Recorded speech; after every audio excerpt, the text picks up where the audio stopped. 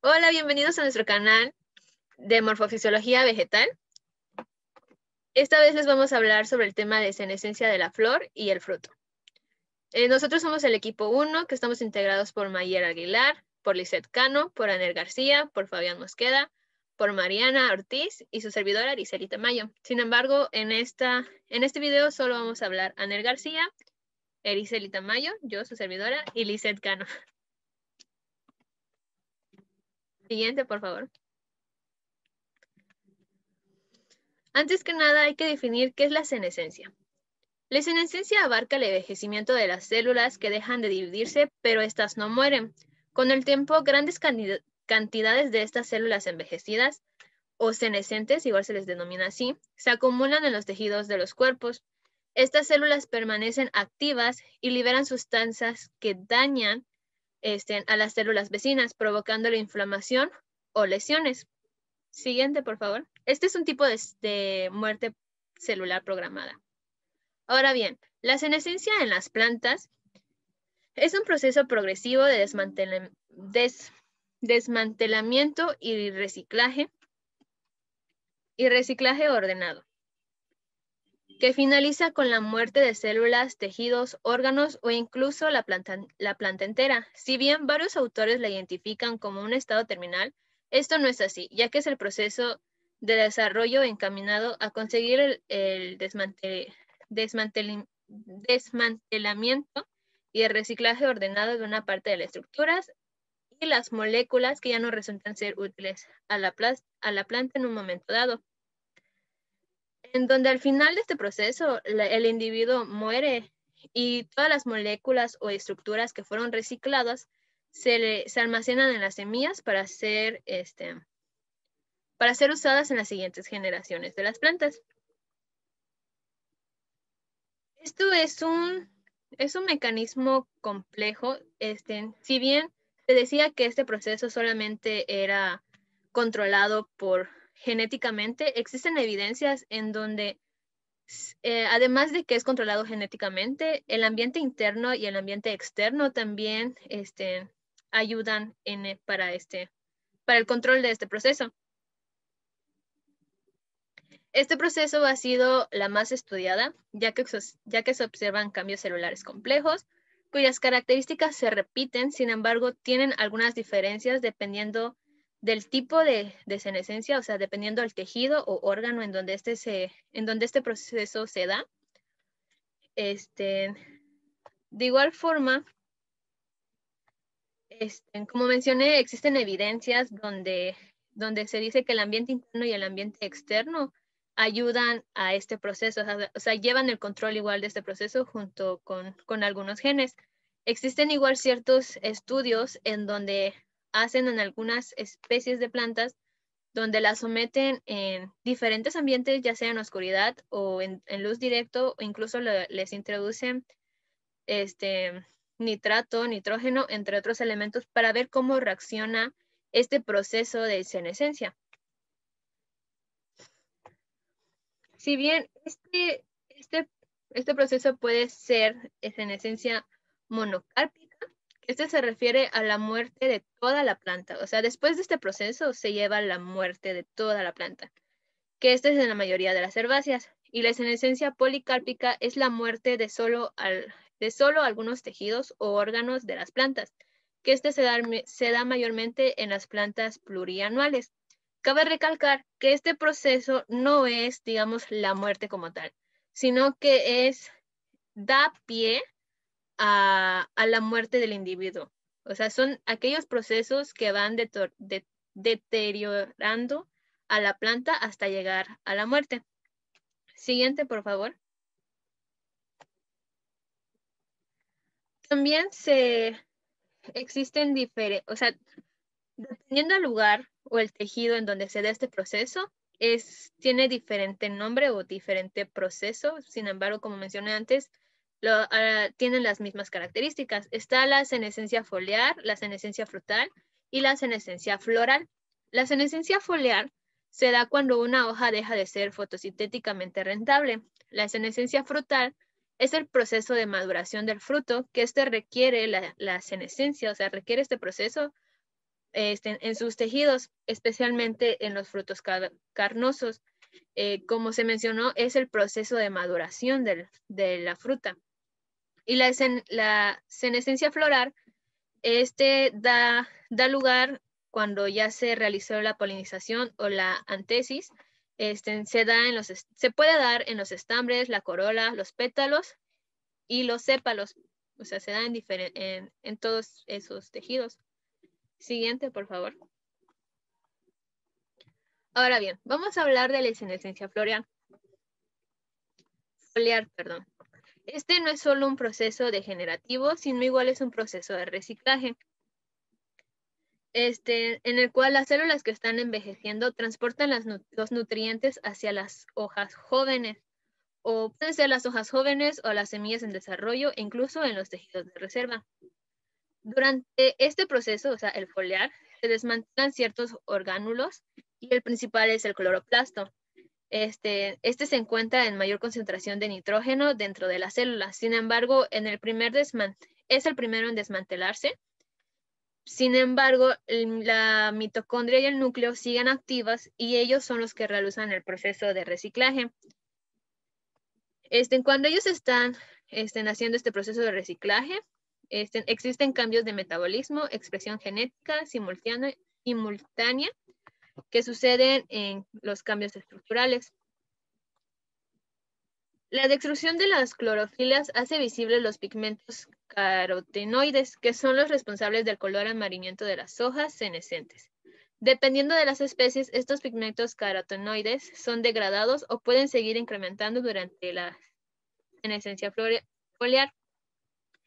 Se da mayormente cuando, por ejemplo, cuando llega el otoño y varios árboles, sus hojas verdes empiezan a quedar de color rojizas o amarillas. Este es un proceso de senescencia foliar y se da, como ya mencioné, el primero en desmantelarse es la clorofilia. Entonces, si no hay clorofilias, pues no sabemos que la clorofilia da el color verde a las plantas. Entonces, si ya no está, se expresan más en los pigmentos carotenoides, que dan los colores que ya mencioné. Igual existe una degradación de proteínas, que permite el transporte de aminoácidos libres a otras partes de la planta. Siguiente, por favor. Ahora bien, si bien este proceso es caracterizado por la activación e inactivación de distintos genes, durante este proceso las hojas experimentan grandes cambios coordinados de estructura celular, metabolismo y expresión génica. En las hojas senescentes, la mayoría de los genes que son expresados en las hojas verdes, incluyendo genes relacionados a la fotosíntesis, se encuentran en bajos niveles de expresión, mientras que un subgrupo de genes denominados SAGs, del inglés es Senes Associated Genes, se encuentran sobreexpresados. La primera demostración de estos genes se dio en 1982, en donde se reveló que la mayoría de los genes abundantes disminuyen su expresión durante este proceso de senescencia, mientras que algunos genes incrementan. Estos genes asociados, que ya les mencioné que son los SAG, se clasifican en dos clases, que es la clase 1 y la clase 2. Dependiendo de los patrones temporales, los genes de la clase 1, o también llamados específicos, de la senescencia son aquellos cuyos transcriptos solo son destacados durante la senescencia, mientras que los de la clase 2 se observan desde las etapas tempranas del desarrollo con un nivel de expresión basal, pero su abundancia incrementa considerablemente una vez en el proceso, pues disminuye. En este cuadro se muestra un resumen de los genes que cambian su expresión durante la senescencia, en donde se puede ver lo elevado que son los números de genes incluidos en la categoría de genes reguladores. Siguiente, por favor.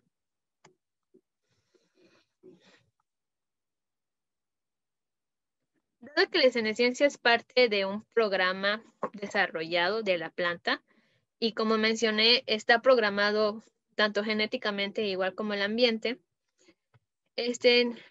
inicia Está sujeta a la regulación por factores tanto endógenos como ambientales, como ya mencioné.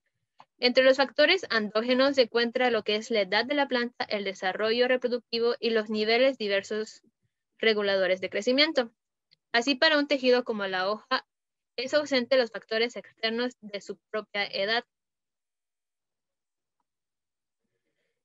Si bien igual en el control endógeno se ha comprobado que existen 5 hormonas que son, se podría decirle, que son las que mayormente se presentan en estos 3 procesos. Sin embargo, hay que aclarar, dependiendo del tipo del proceso, van cambiando hormonas, pero estas 5 se mantienen, que son las auxinas, las citoquinas y las giberalinas.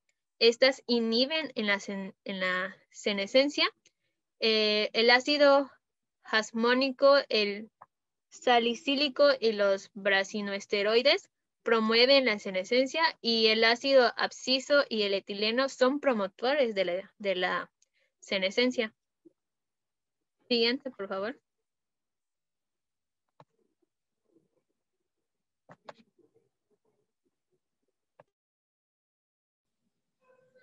Senescencia de las flores.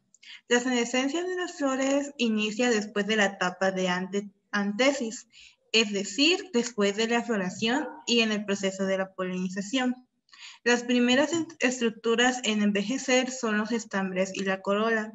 El inicio y el desarrollo de la senescencia en las flores climatéricas se debe a la hormona etileno, como es en el caso del clavel, y la rosa.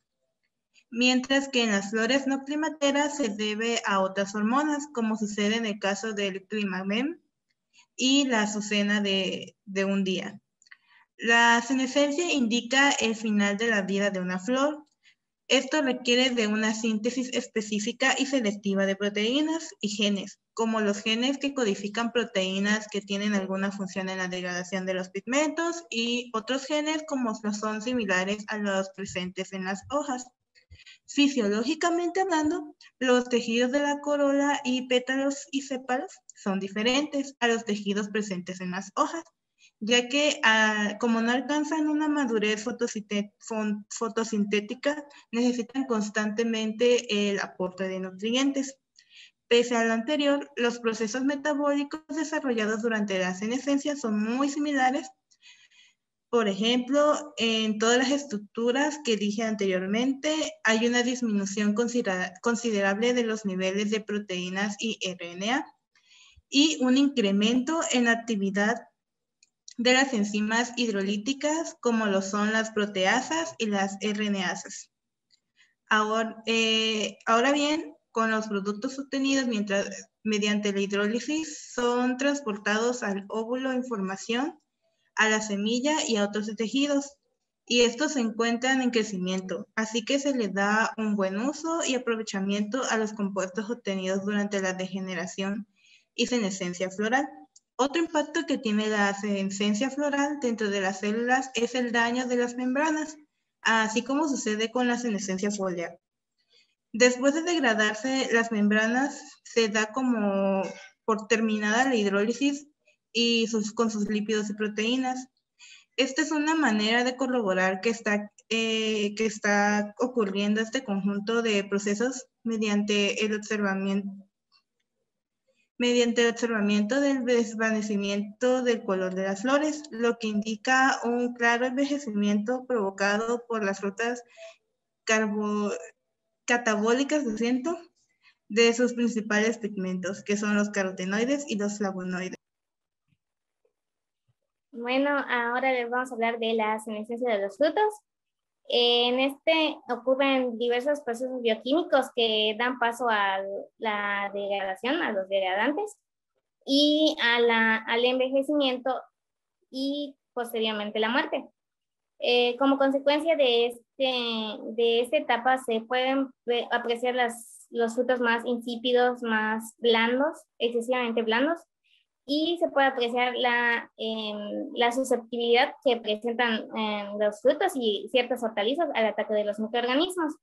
En cuanto a la maduración, pues esto se refiere al conjunto de cambios que experimenta un fruto cuando ya ha finalizado su proceso de crecimiento. ¿Qué cambios pueden apreciarse? Pues cambios externos en su aspecto, cambios de sabor o de textura. Y también incluye procesos relacionados con la coloración del pericarpo, el descenso de contenidos de almidón, incremento del contenido de azúcares, relación de concentración de ácidos, muchos otros cambios. Y como pues ya mencioné, la pérdida de firmeza y otros cambios físicos y químicos. El proceso de maduración es diferente en cada fruto, porque algunos van a enfocarse más en modificar las características de su pericarpo, como sucede en las bayas, las drupas y los pomos, y otras modificarán las características de su endocarpo o de sus semillas, como las núculas, los folículos o algunas legumbres.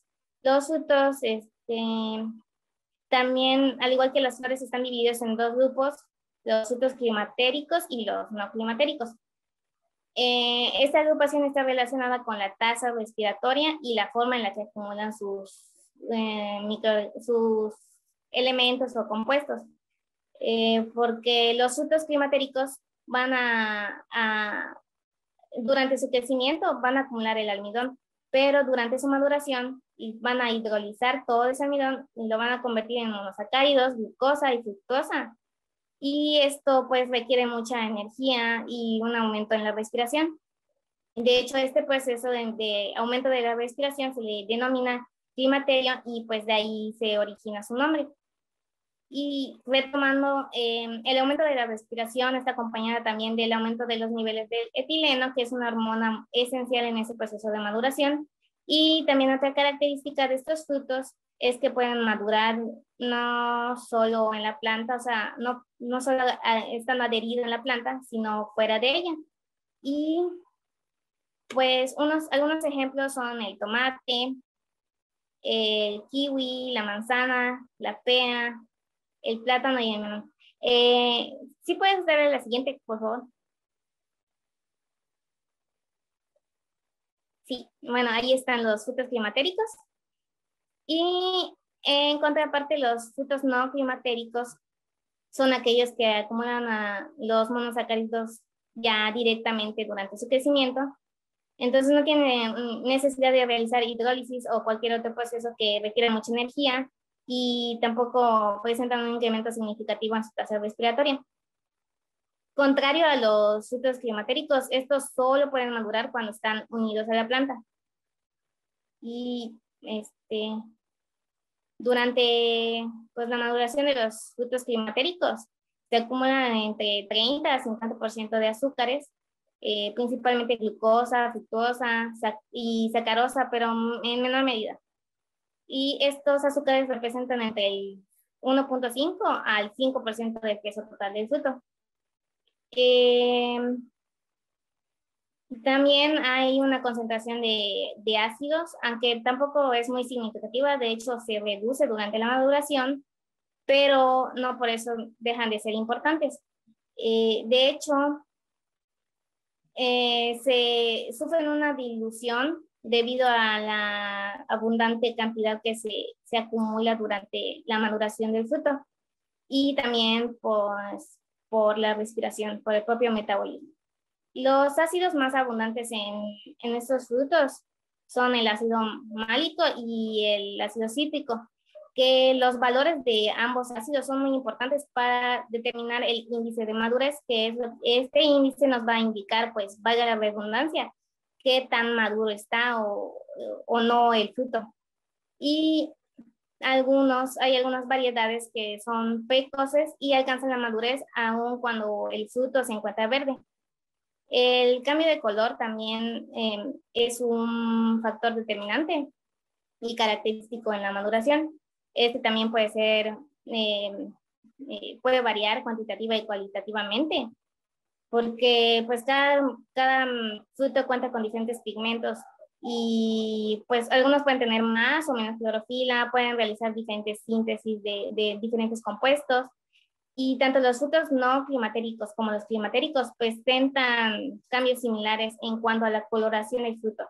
Sin embargo, pues los frutos no climatéricos, como los cítricos, tienen una hipótesis en la que se menciona que la coloración depende del transporte activo de los carbohidratos, del nitrógeno y de las hormonas y de las condiciones ambientales.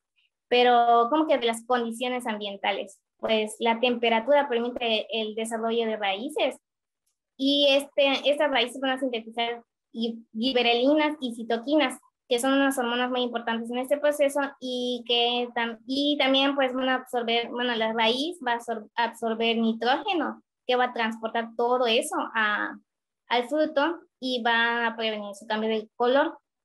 Sin embargo, en otoño, cuando las temperaturas bajan, el desarrollo radicular pues cesa y repercute en sus otras funciones, que pues se detiene la síntesis hormonal, la absorción de nitrógeno y pues el transporte de todo ello al fruto, lo que y también se detiene el desarrollo vegetativo. Y lo que sucede es que los fotoasimilados, que son generados por las células fotosintéticas, se van a dirigir al fruto y van a promover la conversión de los cloroplastos a cromoplastos.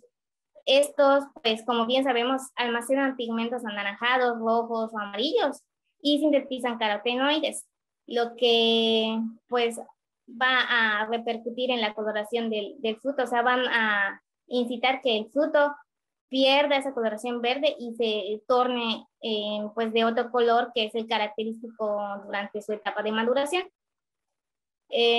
Por otro lado, en el caso de los ácidos orgánicos, las bajas temperaturas provocan también en ellos una dificultad para respirar y en el ácido cítrico ocasiona un retraso en la pérdida de acidez en el zumo.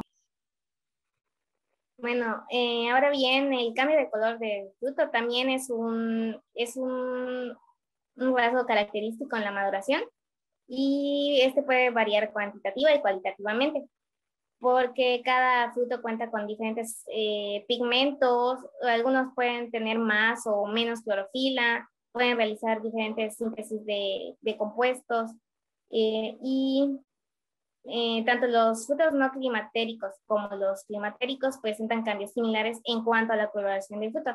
Sin embargo, en los frutos no climatéricos como los cítricos, se tiene la hipótesis de que la coloración está determinada por el transporte activo de carbohidratos, de nitrógeno, de hormonas y también de las condiciones ambientales.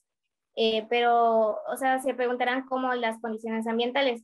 Pues la temperatura permite el desarrollo de las raíces y estas van a sintetizar las giberelinas, y citoquinas, que son unas hormonas igual muy importantes en ese proceso. Y también va a tener la función de absorber nitrógeno.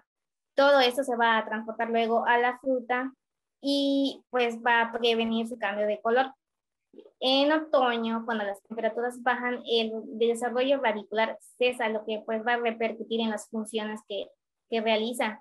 Y también pues se va a detener la síntesis hormonal, la absorción de nitrógeno, el transporte de todo esto al fruto y también se va a detener el desarrollo vegetativo. En cuanto a los fotoasimilados que se generan en las células fotosintéticas, estas se van a dirigir todas o bueno, en mayor parte al fruto. Y esto va a promover la conversión de cloroplastos a cromoplastos. Y como bien sabemos, pues los cromoplastos son los que almacenan los pigmentos anaranjados, rojos, amarillos, pues, sintetizan carotenoides. Y pues al haber una gran cantidad de cromoplastos, estos van a incitar a que el fruto pierda su coloración verdosa y se torne de otro color que va a ser característico de su etapa de maduración. También vemos que en el caso de los ácidos orgánicos, las bajas temperaturas provocan en ellos una dificultad para respirar. En el caso del ácido cítrico, pues provoca un retraso en la pérdida de la acidez del zumo, lo que también va a afectar en la maduración interna. Los frutos cuya maduración sucede durante primavera o verano, también van a tener un deterioro, o bueno, va a cesar el desarrollo radicular. pero lo hace después de que el fruto empieza a cambiar de color. Y de hecho, la maduración del fruto depende de que se detenga el desarrollo radicular, pero aún no se determina exactamente a qué se debe esta dependencia. Y después de pues, esta fase de maduración, sabemos que pues, sigue la de sobremaduración, que está determinada por conjuntos de cambios como la pérdida de turgencia, aumento de la sensibilidad ante condiciones ambientales y pérdida total de control del metabolismo, control metabólico. Y pues siguiente, la dispersión. La dispersión tanto de semillas como de frutos depende también en gran medida de las características de los frutos. Por ejemplo, si estos son o no comestibles, si se pueden adherir fácilmente a los animales, pueden ser transportados por el viento, por el agua. También, pues, se puede dar el caso de que se dispersen por ellas mismas, o sea, se dispersen solas, o las semillas se dispersan solas, o los frutos realizan esta dispersión. Normalmente esto sucede con los frutos carnosos. Algunos ejemplos de estos métodos de dispersión, como el de que es por medio del agua, es el del coco, que pues tiene la capacidad de flotar muy bien, y flota en aguas oceánicas. Y como tiene capas muy gruesas, pues no permite la entrada del agua salada y puede llegar pues a otras zonas y expandirse, ¿no? Expandir su dispersión. Y, por ejemplo, igual hay vegetales que producen semillas o frutos con bolsas de aire que les permiten flotar también en el agua, y otras que son ingeridas por los animales después de que pasan por todo el sistema digestivo, son expulsados y ya con una cubierta o un cúmulo fertilizante. También hay semillas o frutos que desarrollan ganchos, anzuelos o sustancias adhesivas para poder anclarse al pelaje o la piel de algún animal. Y también un caso pues, que se me hizo curioso es que hay algunas semillas que son, las transportan las hormigas porque desarrollan eleosomas que son el alimento de las hormigas, entonces pues ellas se encargan de dispersarlas. Y pues algunas semillas también constan de algunos elementos que les facilitan su dispersión. Esas pueden ser las plumas, pelusa o alas.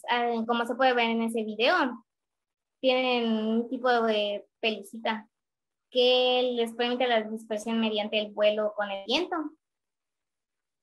Y creo que, no sé si se alcanza a ver. Bueno, otras son muy redondas y pueden dispersarse muy bien con la acción del viento, o sea, pueden rodar sin problema. Y otras son tan pequeñas que pueden volar como si fueran partículas de polvo. La activación de estas semillas puede darse de diferente manera, pueden ser pues se secó el fruto, por el calor de algún animal o por el calor y fermentación en el interior del fruto, que pues luego se rompe y, o sea, explota y expulsa varias semillas para poder dispersarlos. Siguiente. Un ejemplo del proceso de senescencia se realizó en 2004 por Álvarez y colaboradores en el limón mexicano Citrus aurantifolia single, en una huerta comercial en Tecomán, Colima, en donde se aplicaron reguladores de crecimiento después de la antesis, y dichos reguladores fueron el ácido gibberélico AG3, benciladenina BA y ácido 3-hidrobutírico A y B. Por el comportamiento fisiológico de la poscosecha de los frutos, se clasificó al limón como un fruto no climatérico. En este estudio se optó por aplicar reguladores de crecimiento al limón gracias a las altas pérdidas del agua que se da a través de la transpiración, acelerando el proceso de marchitez de la cáscara y las pérdidas del color de verde externo amarillento constituyendo uno de los principales factores de deterioro que afectan la calidad del fruto. Esto se da en la post cosecha y está altamente relacionado con el fenómeno de senescencia. Las gliberinas exógenas retrasan los cambios en el metabolismo de los pigmentos, relacionando este fenómeno con la senescencia en la cáscara de los frutos cítricos, tanto en los que permanecen en el árbol como en la post cosecha. Las aplicaciones en cítricos del ácido giberílico en precosecha retrasan la senescencia, lo que mantiene una mayor calidad externa e interna del fruto, tanto de los frutos que están en el árbol como los que siguen en almacenamiento en post cosecha.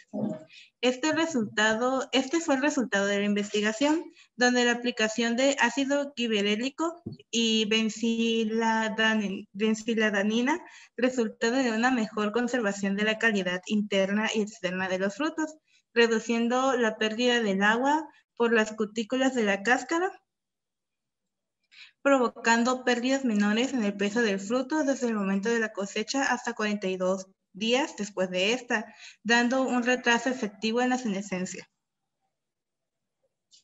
Gracias.